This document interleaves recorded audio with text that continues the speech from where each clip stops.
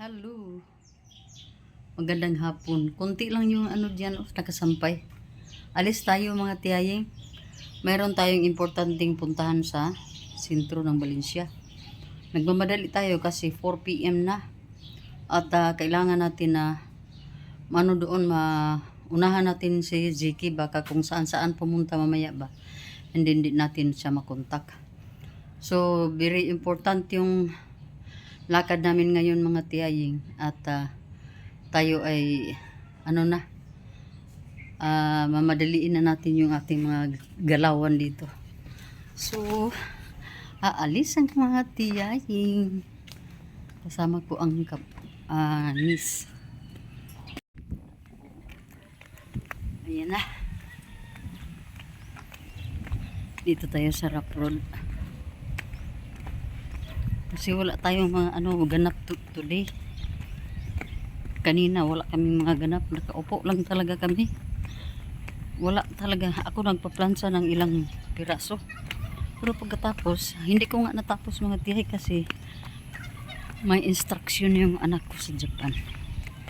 So, kailangan natin madaliin ang mga bawat mga kautusan. May utos mga tiyaying. Dito na pala tayo sa Dito na pala tayo sa ating pa-terminal. Diba?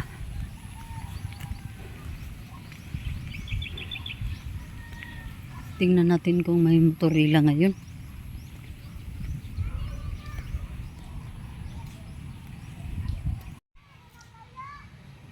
Matagal na tayong hindi nakatambay dito sa ating pa-terminal. Ngayon, nagkatsansa tayo na dito magtambay kasi malamig, wala nang init. So tingnan lang natin kung mayroong rila, pero kung wala, aakyat tayo doon sa itaas. Doon na lang tayo. Kita na mga tiyaying. Ngit-ngitan.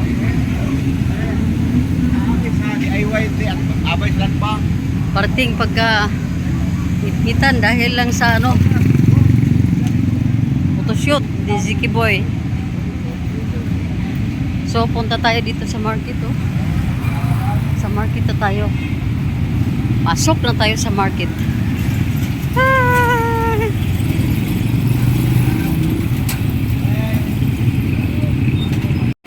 Grabe.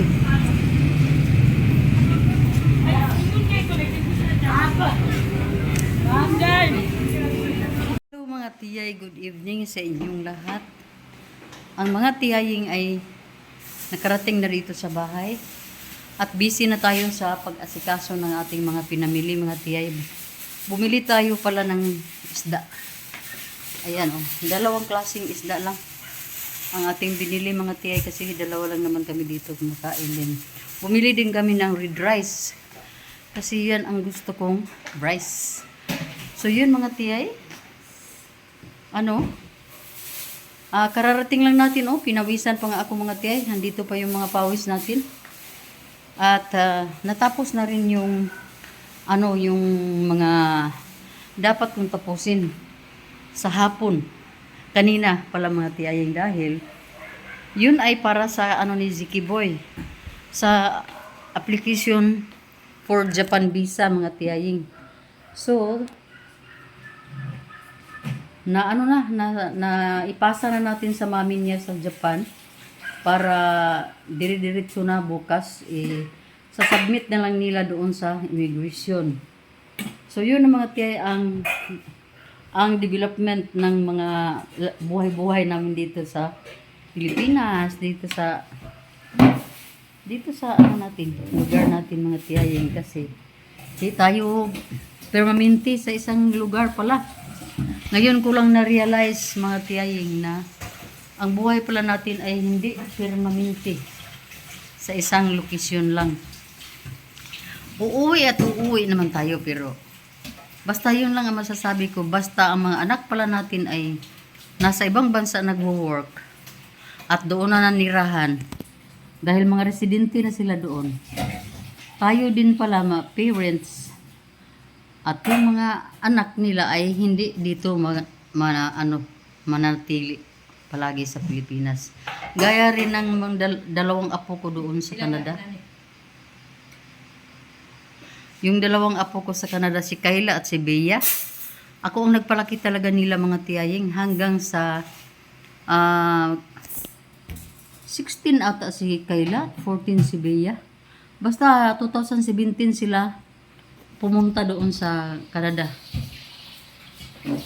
Dahil doon na sila nanirahan, doon nag-aral at doon din mga tiyaying, doon nag-work. Kasi mga working ladies na sila doon mga tiyaying.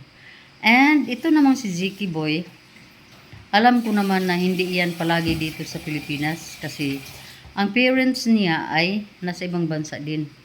Ang mami ay nasa Japan, ang daddy ay nasa Australia.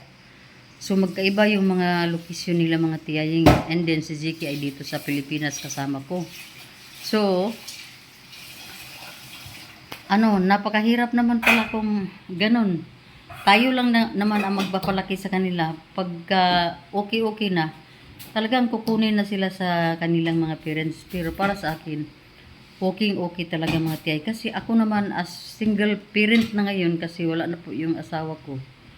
Kukunin na din ako ng mga anak ko doon sa sa Canada. Kaya ongoing na ang processing ng aking application for Canada. At mayroon na tayong schedule for biometrics doon sa Cebu. So, partial na lang ito mga tiyay. Hindi ko masyado sinasabi dito sa social media yung mga namin, yung mga proseso namin or yung mga plans namin about sa coming visit ko doon sa Canada. Pero kailangan naman talaga kasi nandito na tayo sa social media at pumasok na din tayo sa sa mundo ni Mita, di ba? So almost ang ilang porsyento na ng buhay ko ay ko na din dito sa social media. So ngayon, ipaalam ko na din sa inyo na darating din ang time na doon na naman tayo sa Canada mga tiyaying kasi yung biometrics ko na lang ang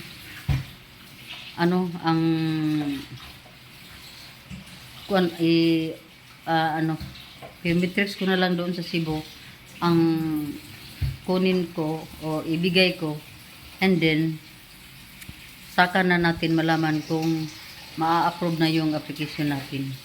Kasi mahirap din naman na dito ako manatili mga tiyaying at mga anak ko naman nasa ibang bansa, di ba? Mabuti na lang kung sila ay nakakontrata lang ng 2 taon. Mga resident na sila doon. So ilang years na sila doon, kaya walang rason mga tiyaying na tatanggihan ko yung mga nila, mga efforts nila na kunin yung parent dahil wala naman, nag-iisa lang naman ako dito. Di ba mga tiyaying? So yun lang muna mga tiyay ang ating partial na binunyag dito. So sa ngayon mga tiyaying, ayan Bik, mag-unta ka niya itong unon Bik. Kami magpaksiw. Ang kuhay gasang Bik kay atong isudir anak Bik, okay akong itongtong dito sa kuan Bik diha ka sa iro. Namay ko na, namay kan una na. Sige lang. Ay apila na kaluto diha. So, yun mga tiyay. Mabuti na lang mayroon akong pamangkin dito kasama ngayon din. Para, hindi masyado boring ang buhay natin dito. Kasi mahirap mga tiyay. Pero nasasanay na din naman ako mga tiyay. At hindi tulad noong ilang mga months, ilang years na mayroon akong kasama dito sa bahay everyday. Pero ngayon, wala na mga tiyay. Dahil mayroon din silang mga sarili nilang mga pamilya na inaasikaso. So si Nining ay wala na dito din. Kaya ako ay isa dito sa bahay. So, pero dinadalaw naman ako ni Rimbrim. Pag wala akong kasama dito, dito naman yung anak kong lalaki, dito naman siya matutulog. So, hindi naman ano. So, yun mga tiyay. Alam nyo na mga tiyay. So, may inumpasahan na pala tayo. May biometrics na pala tayong coming.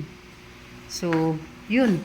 Ipaalam ko na lang sa inyo mga tiyay kung confirm na yung ano natin, yung flight natin papuntang Cebu. Kasi hindi pa nakuha yung ano, ticket. Pero mayroon na tayong schedule para sa biometrics sa Cebu. So, ang biometrics naman ay mag-i-expire yan in 1 month.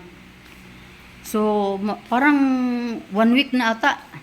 So, mayroon pa akong 3 weeks na pwede pa ipagliban muna.